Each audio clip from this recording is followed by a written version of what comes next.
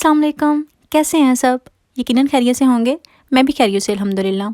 अभी आप कार देख रहे हैं कि कितनी वाइट है ऊपर से। साडी ज़बान च इन्हू कोरा कहंदे ने भी। ये बहुत ज़्यादा कोरा है इसके ऊपर, और इसके ऊपर जब हम वॉक करते हैं रोड के ऊपर भी जब हो तो बहुत स्लिपरी होता है और बहुत एहतियात की ज़रूरत होती है। इधर से मैंने दिखाने की थोड़ी ट्राई की है, लेकिन ग्रास के ऊपर इतना अच्छे से नज़र नहीं आ रहा, तो कार के ऊपर बहुत वाइट सा नज़र आ रहा था। अभी स्टार्ट में ही मैं आपके साथ चीज़ कबाब की रेसिपी शेयर कर देती हूँ जल्दी जल्दी से, और फिर मैं आपके साथ खूब बातें भी करूँगी और आपको कुछ दिखाऊँगी। मैंने थोड़ी सी चेंजिंग की है घर के लिए। मेरा अक्सर दिल करता है कि मैं मतलब जल्दी बोर हो जाती हूँ अगर चेंज ना करूँ थोड़ी बहुत सेटिंग, क्योंकि वैसे भी इतना कुछ नहीं है घर में जिसको मैं चेंज करती रहूँ। जो कुछ है उसको ही मैं थोड़ा सा चेंज करने की ट्राई कर लेती हूँ। तो वो मैं आपके साथ बाद में बातें भी करूँगी और चीज़ें भी शेयर करूँगी।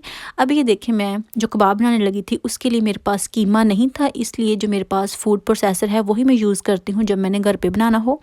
तो जो चिकन बोनलेस है वो मैंने यूज़ करना है, और उसका ही मैंने ये यूज़ करके साथ तो इसका मिन्स थोड़ा बहुत कर लिया है अच्छे से। इतना ही मुझे चाहिए था, तो इससे ज़्यादा भी हो जाता है लेकिन मुझे इतना ही चाहिए था। ये कबाब भी मुझे बहुत पसंद है, स्पेशली मेरे हस्बैंड को ज़्यादा पसंद है।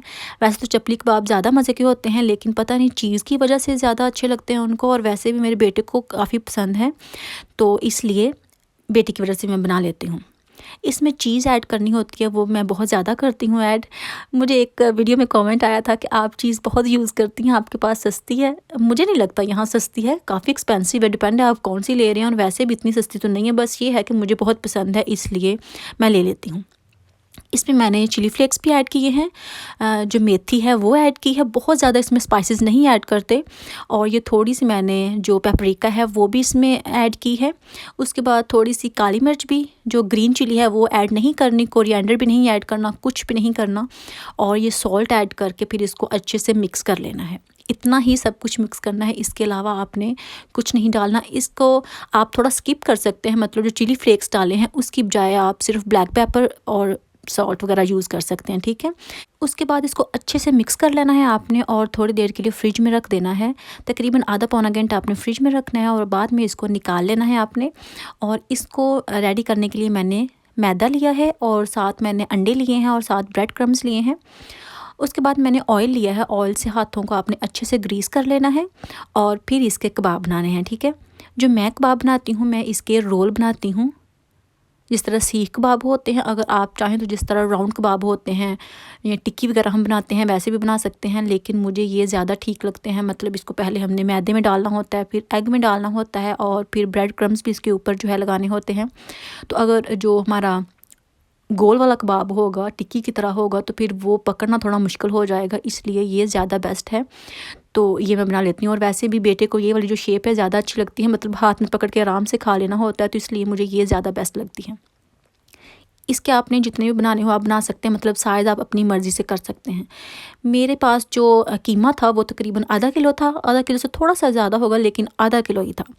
तो उसके मेरे पास तकरीबन कोई 13-14 कबाब बने थे।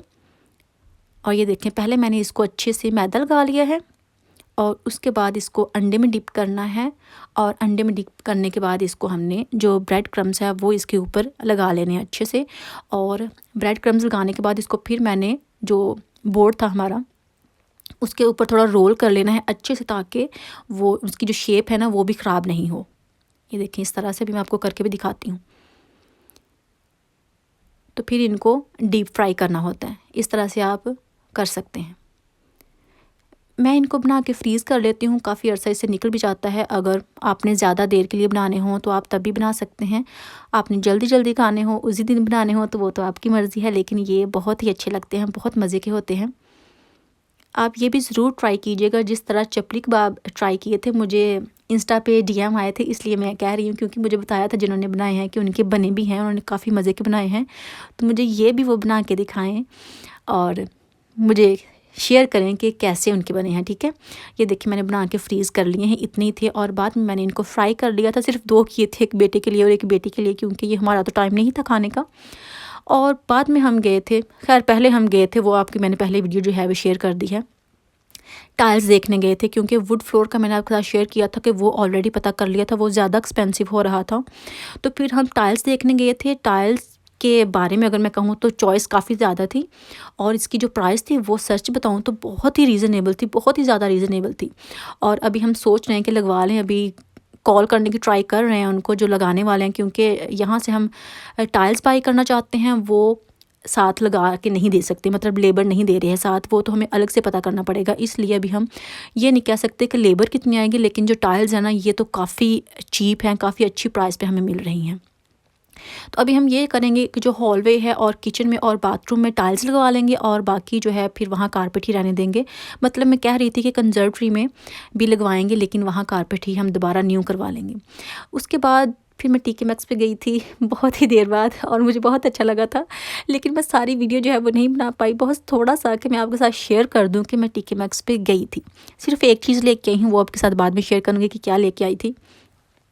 بیگز مجھے ہمیشہ ہی بہت اچھے لگتے ہیں، تو ابھی میرا دل ہے کہ میں بہت سارے بیگ بھی اکٹھے کروں۔ بیگ لینے کا مجھے پہلے بھی شوق تھا، میرے پاس کافی ہوتے بھی تھے، لیکن یہ ہے کہ میں اپنے پاس چیز رکھتی نہیں ہوں۔ میں نے جتنا یوز کرنا ہو کر لیتی ہوں، میرے پاس چیزوں کی جو حالت ہوتی ہے نا، کنڈیشن ان کی کافی اچھی ہوتی ہے، خراب نہیں ہوتی، تو پھر میں ان کو کسی کو دے دیتی ہوں بجائے اس کے کہ میں اپنے پاس رکھوں۔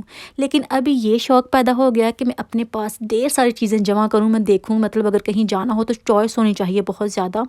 اس لیے آج کل میں بس چیزیں اکٹھے کرنے کے چکر میں پڑی ہوئی ہوں۔ اس کے بعد مشین لگائی تھی، کیونکہ کپڑے واش کری جانے ہوتے ہیں اور پھر ساتھ آئرن بھی کرنے ہوتے ہیں، اور یہ کام تو میرا ختم ہی نہیں ہوتا ایوری ڈے آئرن کرنے کا اور واش کرنے کا۔ ابھی یہ دیکھیں، آپ دیکھ سکتے ہیں کہ یہ جو میرے پاس برش ہے یہ میں نے ہوم بارگن سے لیا تھا، بہت ہی کام کا۔ اس کو میں پورس وغیرہ صاف کرنے کے لیے بھی یوز کرتی ہوں، جو برتن وغیرہ ہوتے ہیں ہمارے ان کو واش کرنے کے لیے۔ اور یہ دیکھیں، یہ کوکر جو ہے نا اس کی سائڈز پہ بھی کافی گند ہو جاتا ہے اکثر، اس کو بھی صاف کرنے کے لیے یوز کر لیتی ہوں۔ اور ابھی جو سنک ہے اس کی سائڈ میں اسے صاف کروں گی، بہت صاف ستھرا ہو جاتا ہے، کلین ہو جاتا ہے۔ اس کے اور بھی بہت سے فائدے ہیں، وہ بھی میں آگے جا کے آپ کے ساتھ شیئر کروں گی کہ اور اس سے کیا کیا ہوتا ہے۔ خیر، گھر میں پڑی چیز کام تو آ ہی جاتی ہے، کچھ نہ کچھ تو ہو ہی جاتا ہے اس سے۔ ابھی میں آپ کے ساتھ جو بات شیئر کرنا چاہتی ہوں وہ یہ ہے کہ میری جو ویڈیوز ہیں ان کے نیچے جو میرے سبسکرائبر ہیں نا وہ آپس میں بحث کر رہے ہیں۔ بحث کس بات پہ کر رہے ہیں؟ ٹھیک ہے، ہر انسان کے پاس چوائس ہوتی ہے کہ وہ کچھ بھی بول سکتا ہے، ہر انسان کے پاس رائٹ ہوتا ہے، مطلب جمہوریت ہوتی ہے کہ وہ کچھ بھی بول سکتا ہے، کچھ بھی کہہ سکتا ہے، ٹھیک ہے۔ تو جو جمہوریت میرے کامنٹس میں آ رہی ہے وہ یہ ہے کہ آپس میں ہم ایک دوسرے کو باتیں کرتے ہیں، برا بھلا کہتے ہیں، پاکستانی کو لائک نہیں کرتے۔ تو یہ اسپیشل پاکستانی کا میں بول رہی ہوں، کیونکہ جو کامنٹس آ رہے ہیں تو وہ اسی بارے میں آ رہے ہیں۔ اگر ہم آپس میں ایک دوسرے کی رسپیکٹ نہیں کریں گے تو کوئی بھی ہمیں رسپیکٹ نہیں دے گا۔ ایک انسان زیادہ برباد پتہ کب ہوتا ہے؟ جب اس کی اپنی فیملی اسے برا کہنا شروع کرتی ہے، اس کی پیٹھ پیچھے جب شورا گونپا جاتا ہے نا، تب وہ گر جاتا ہے اور تب وہ بالکل اٹھنے کے قابل نہیں رہتا۔ یہی بات سیم ہمارے پہ بھی لاگو ہوتی ہے کہ جیسے ہم بہن بھائی ہیں، ہم مسلمان ہیں، ہم ایک کنٹری میں رہتے ہیں، تو پھر ظاہر ہے ہمیں ایک دوسرے کی رسپیکٹ کرنی چاہیے۔ اگر ہم رسپیکٹ نہیں کریں گے تو لوگ ہم کو دیکھیں گے کہ یہ تو خود ایک دوسرے کے دشمن ہوئے پڑے ہیں، تو یہ تو اپنی رسپیکٹ نہیں کر رہے خود ہی، اور ہم ان کی رسپیکٹ کیوں کریں، ہم ان کو کیوں اچھا کہیں؟ تو ان کو اور موقع ملتا ہے ہمیں باتیں کرنے کا، تو وہ بس ایک دوسرے کے خلاف کر دیتے ہیں۔ تو اس سے بہتر ہے کہ ہم خود سمجھیں اور خود ایک دوسرے کو سمجھنے کی کوشش کریں، رسپیکٹ دینے کی ٹرائی کریں، چاہے کوئی چھوٹا ہے چاہے کوئی بڑا ہے۔ بہت سے ملکوں میں اگر باہر آتے ہیں نا پاکستانی، تو کچھ ایسا ہوتا ہے کہ وہ ڈیفرنٹ ملک کی نیشنلٹی لے کے، امریکن، برٹش یا کچھ اور، تو ان کی جو ہوا ہے نا وہ بدل جاتی ہے۔ میں تو بھی خود بھی برٹش ہو گئی ہوں ماشاءاللہ، لیکن یہ نہیں ہے کہ میں پاکستان کو بھول چکی ہوں۔ مجھے پاکستان سے بہت ہی پیار ہے، بہت زیادہ پیار ہے۔ مجھے نہیں پتا تھا کہ مجھے اتنا پیار ہو سکتا ہے، لیکن یہ جو پیار ہوتا ہے نا، جب ہم باہر کے ملک میں جاتے ہیں تب ہمیں فیل ہوتا ہے کہ ہاں ہمیں اپنے ملک سے کتنا پیار ہے۔ تو وہ ہمیں یہ نہیں کرنا چاہیے کہ ہم اپنے ملک کے لوگوں کو یا اپنے ملک کے خلاف کچھ بولیں، تو وہ تو پھر بہت ہی بری بات ہے۔ ہمیں اچھا بولنا چاہیے، اچھا سوچنا چاہیے، اور اگر کوئی بولے تو مطلب کہتے ہیں نا کہ اگر ہم برائی کا دیکھ رہے ہیں تو اس کو اگر ہم روک نہیں سکتے تو ہم برا ہی سمجھ لیں۔ تو یہ ہے کہ اگر میری باتیں آپ سن رہے ہیں تو میں اس لیے کہہ رہی ہوں کہ اگر آپ میری سن رہے ہیں تو شاید اس پہ کوئی عمل کر لے، تو اس لیے میں کہنا چاہتی ہوں کہ پلیز ایسا نہیں کریں، ایک دوسرے کو رسپیکٹ دیں تو لوگ بھی ہمیں رسپیکٹ دیں گے۔ اگر ہم خود ایک دوسرے کو رسپیکٹ نہیں دیں گے تو کوئی بھی ہمیں رسپیکٹ نہیں دے گا۔ اسی چکر میں دیکھیں میری سیٹنگ تو ہو گئی۔ ابھی آپ دیکھ رہے ہیں کہ یہ والا جو ہے جو پلانٹ تھا یہ میں نے باتھ روم میں رکھا تھا، لیکن مجھے کوئی ایک کامنٹ آیا تھا کہ باتھ روم میں جو فریش پلانٹ ہوتے ہیں نا وہ نہیں رکھتے، اس لیے میں اس کو نکالا اور پھر وہیں رکھ دیا۔ اور یہ جو ٹیبل ہے یہ نیچے کہیں کبھی کنزرویٹری میں گھوم رہا ہوتا تھا، کبھی لانج میں ہو رہا تھا، کیونکہ یہ پتہ نہیں کیوں بچے ادھر ادھر پھینک دیتے تھے۔ اس کو میں نے اٹھا کے یہاں رکھ دیا، اور ساتھ میں نے جو میٹ ہے یہ لانج میں پڑا ہوا تھا، لانج کے لیے میں نے نیو آرڈر کر لیا تھا، اور یہ میں نے رکھ دیا تھا کہ اس کو میں نے یہیں رکھنا ہے، تو یہ میں نے یہاں بچھا دیا جو کہ بہت ہی پیارا لگ رہا تھا۔ اور اوپر آپ ڈورز کے دونوں طرف دیکھ رہے ہیں جو وال آرٹ لگی ہیں وہ بھی کافی اچھی لگ رہی ہیں، تو یہ تھوڑا سا جو ایریا ہے نا ہمارا لینڈنگ کا یہ کافی پیارا سا لگ رہا ہے، اور مجھے اس کو اور سجانا ہے، ابھی وہ ساتھ ساتھ کرتے رہیں گے۔ ٹی کے میکس سے میں نے یہ لیا تھا جی بیگ، مجھے بہت ہی اچھا لگا تھا، پکچر میں یلو نظر آ رہا ہے، آپ کہیں گے کہ میں نے شرٹ بھی یلو پہنی ہے اور بیگ بھی لے لیا۔ جی ہاں، آج کل میں بہت اس کلر کے پیچھے پڑی ہوں، مجھے یہ کلر بہت پیارا لگتا ہے، مسٹرڈ کلر ہے، یہ پکچر میں اچھے سے نہیں آ رہا ہے لیکن اس کا کلر جو ہے بہت پسند ہے مجھے۔